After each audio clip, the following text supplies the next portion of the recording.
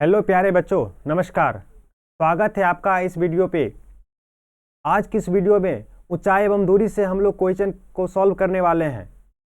ऊंचाई एवं दूरी इतना इम्पोर्टेंट है कि हर साल आपको दो क्वेश्चन, मतलब शिफ्ट 1 शिफ्ट 2 में आपको दो क्वेश्चन 5 नंबर में देखने को मिल जाएगा। और ये क्वेश्चन इतना ईजी होता है कि आप अगर सीख लोगे, थोड़ा प्रैक्टिस कर लोगे तो ये 5 नंबर देकर ही जाएगा, इतना इम्पोर्टेंट है। तो आइए हम इसको सॉल्व करते हैं।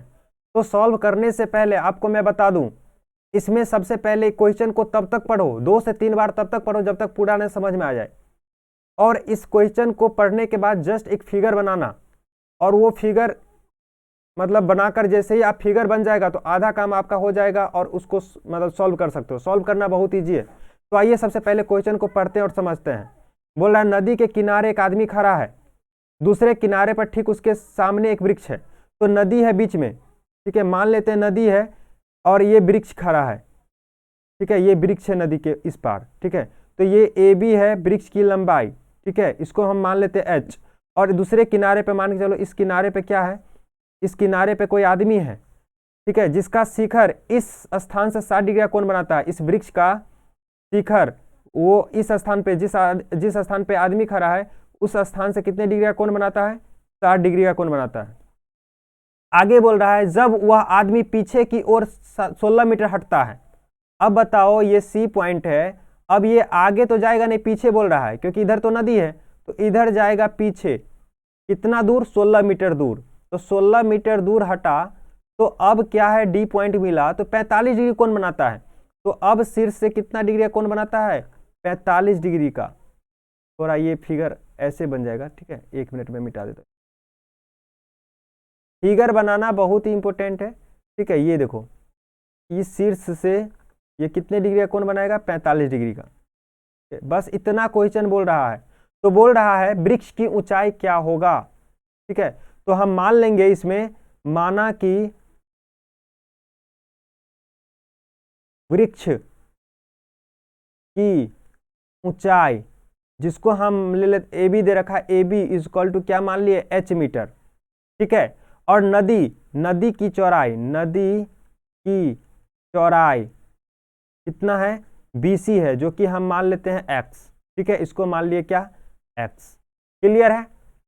तो अब हमें सॉल्व करना है।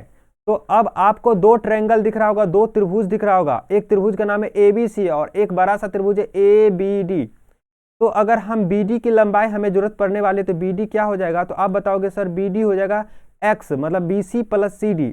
तो x प्लस 16 लिख सकते हैं। आप बोलोगे हाँ लिख दो, ठीक है। तो छोटू सा ट्रायंगल एक दिख रहा है, एक बड़ा सा ट्रायंगल। तो आप छोटू सा ट्रायंगल ले सकते हो पहले, या बड़ा ट्रायंगल ले सकते हो। तो चलो मैं पहले बड़ा ही ले लेता हूं, ठीक है। ट्रायंगल त्रिभुज ABCD में, बड़ा त्रिभुज में ABD में आपको एक त्रिभुज tan 45 डिग्री लगा दोगे। अब tan 45 ही क्यों लगाओगे, 45 के सामने वाला भुजा है AB और बगल वाला भुजा है BD, और 90 के सामने वाला भुजा कर्ण है। कर्ण आता है साइन और कॉस में, तो हमें कर्ण तो दे ही नहीं रखा है, तो इसका यूज नहीं करेंगे, इसलिए tan लगा लेंगे। सामने वाला और नीचे वाला से हमें जरूरत है, AB बट्टे BD से जरूरत है। तो tan 45 होता है P बट्टे B, मतलब P है आपका AB और B है मतलब आधार है इसका BD, ठीक है। अब tan 45 का वैल्यू होता है 1 और AB का वैल्यू है आपका H और BD का भी जस्ट निकाले हो x प्लस 16, ठीक है। इसको सॉल्व करने लगोगे तो h इज इक्वल टू आ जाएगा x प्लस 16। इसको मान लेते हैं समीकरण फर्स्ट। क्लियर है। अब एक और त्रिभुज दिख रहा होगा, छोटू सा त्रिभुज, जिसका नाम है त्रिभुज ABC में। अब आ जाओ, इसमें tan सेम कहानी लगाना है, tan 60 डिग्री लगा देना है। क्यों लगाना है भाई, P बट्टे B है, तो P का वैल्यू है AB और B का वैल्यू है आपका BC, ठीक है। और tan 60 कितना होता है, √3, और AB का वैल्यू H है और BC का वैल्यू x है। और इसको सॉल्व करोगे तो क्या आ जाएगा, H is equal to √3x, ठीक है। अब हमें क्या करना है, इसमें भी h का वैल्यू आया है, इसमें भी h का वैल्यू आया है, तो हम लिख सकते हैं समीकरण फर्स्ट एंड समीकरण सेकंड से, ठीक है, या हम ऐसे भी लिख सकते थे समीकरण फर्स्ट में h का वैल्यू रखने पर, तो दोनों बराबर है तो दोनों, अगर एच बराबर है तो दोनों राइट साइड भी बराबर हो जाएगा। तो √3x इक्वल टू आ जाएगा x + 16 आ जाएगा ना। अब √3x माइनस x करोगे इक्वल टू 16, क्योंकि x इस साइड आ जाना है तो x कॉमन आ जाएगा, तो यहाँ आ जाएगा √3 - 1 इक्वल टू 16। ठीक है, तो यहाँ से आप x का वैल्यू निकाल सकते हो, तो x इक्वल टू आ जाएगा 16 बट्टे √3 - 1। अब परिमेयकरण करना जानते होंगे, प्लस करके दोनों ऊपर नीचे भाग दे दो, गुना कर दो।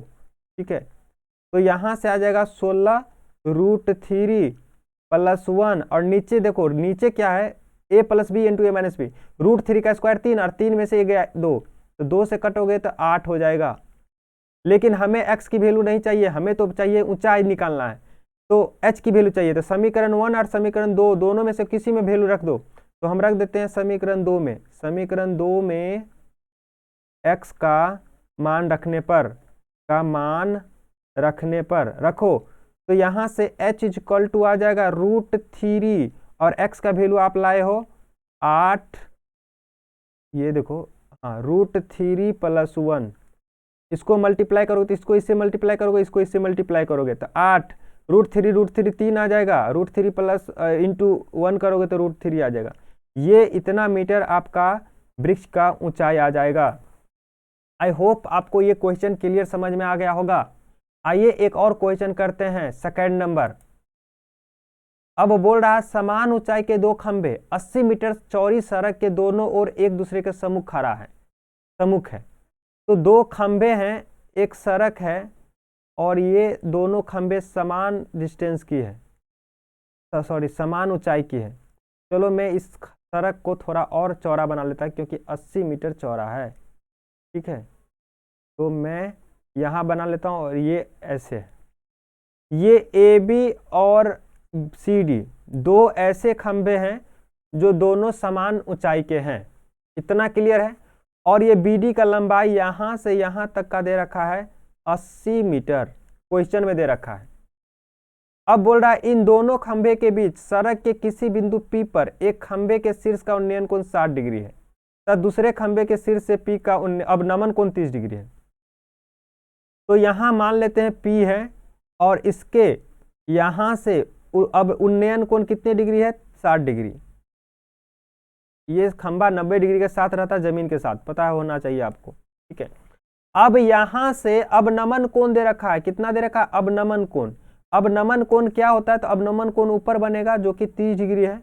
आपको मैं बता दूं, ये दोनों रेखा समांतर होगा, इसीलिए यहाँ भी 30 ही बनेगा।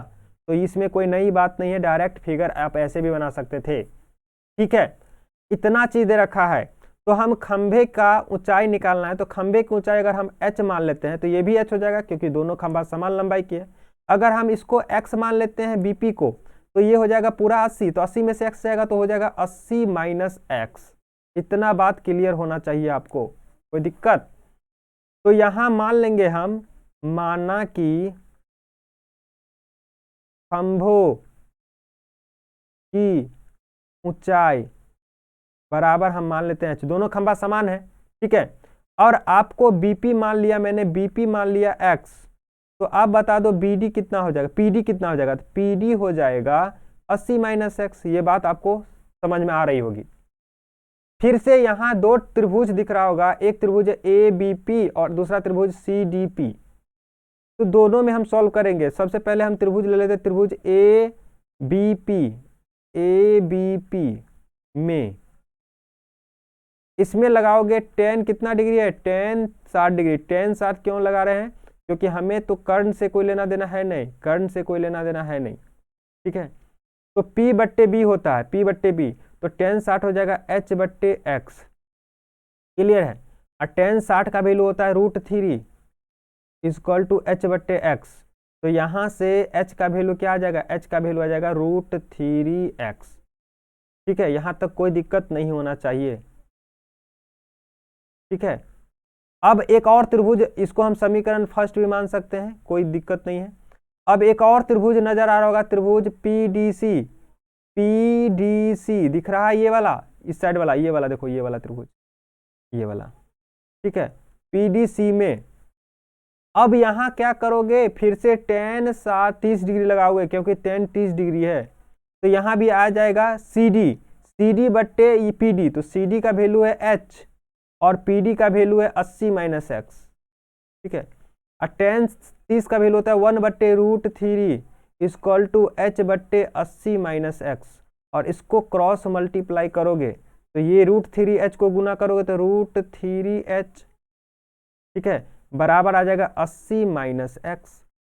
अब आप बताओ समीकरण फर्स्ट से h का वैल्यू यहाँ पुट कर दोगे तो √3 और h के जगह पर डालोगे √3x, ठीक है, बराबर है 80 माइनस एक्स, और यहाँ लिख दोगे कहाँ से आया, समीकरण फर्स्ट से आया। ठीक है, अब इसको सॉल्व करने लगोगे तो √3 3x हो जाएगा, और इधर माइनस में तो इधर आएगा प्लस में x आ जाएगा इक्वल टू 80, तो यहाँ से आ जाएगा 4x इक्वल टू 80, तो ये कट जाएगा 4 20 चौके 80, तो x का वैल्यू हमें प्राप्त हो गया, x इक्वल टू क्या आ गया, 20 मीटर।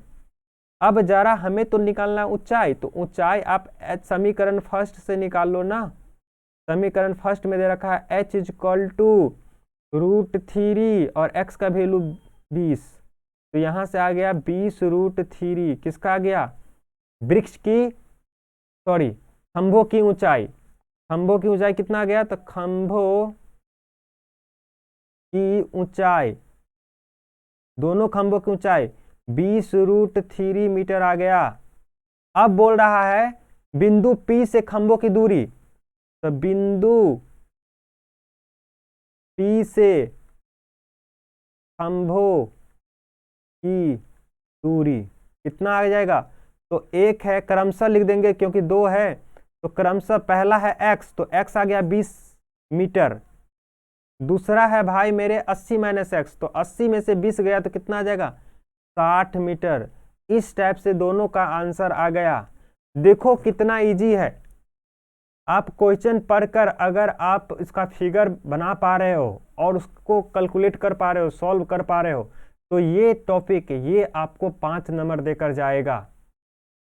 ठीक है, अगर वीडियो पसंद आए तो वीडियो को लाइक करें, और चैनल पे नए हैं तो चैनल को सब्सक्राइब जरूर करें ताकि नेक्स्ट वीडियो फिर से आपको मिल सके। तब तक के लिए मिलते हैं फिर नए वीडियो में, तब तक के लिए जय हिंद एंड बाय बाय।